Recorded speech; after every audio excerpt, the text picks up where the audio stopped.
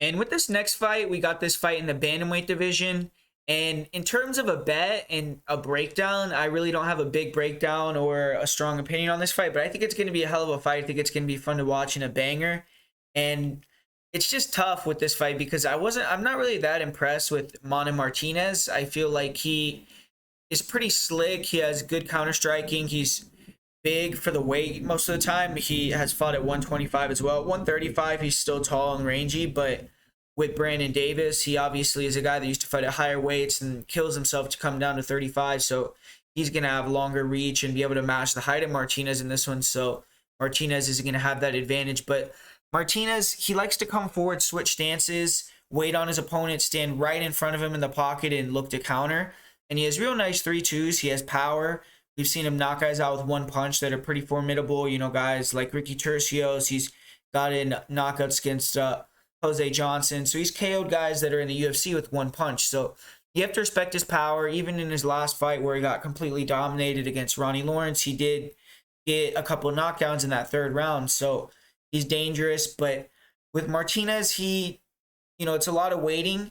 And I feel like he doesn't have that top end speed or precision with his counter striking. He can be a little bit loopy.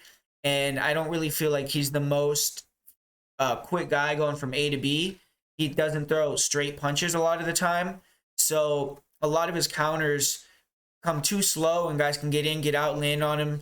We saw Ronnie Lawrence be super successful with the blitzes against Martinez, close the distance, drop him several times. And Mana Martinez showed a lot of toughness to survive through that, but he just was totally bewildered by, Ronnie Lawrence's ability to blitz in, either land the punch or level change and get the takedown. And Ronnie Lawrence got countless takedowns on him, and he dropped him multiple times. So it's just a clinic for Ronnie Lawrence in that fight against Martinez, outside of where he got caught with the spinning back fist and then dropped with a follow-up shot. But, I feel as if Martinez, he relies on guys that aren't the best strikers, walking him down, switching stances to cut the cage off, getting him backed up near the cage, then using his speed and his counter ability to land power shots and knock him out. And, I just don't know if that's going to be a successful game plan in the UFC.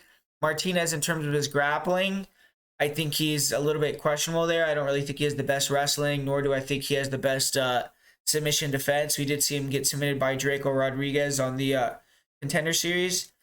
But he's going to be coming in here facing Brandon Davis, who's getting up there in age, a guy that's had a lot of mileage in terms of not only being almost 33 years old, but also just having a lot of wars. He is 1-5 in his last 6 UFC fights, came back to the UFC after 4 wins in a row and got knocked out in the first round. So it's tough to have a lot of confidence in Brandon Davis. And Brandon Davis, I think a few years ago, would have won this fight very easily. Brandon Davis is one of these guys, country boy. He likes to go in there and brawl, and he does a good job in the pocket. He has nice straight shots. He could slip and rip. He used to be very durable. I don't know if that durability is still there after he got knocked out in his last fight, but he used to be very durable, could take shots to give shots. Also had a pretty good clinch game, and I think out of these two guys, he has the superior grappling.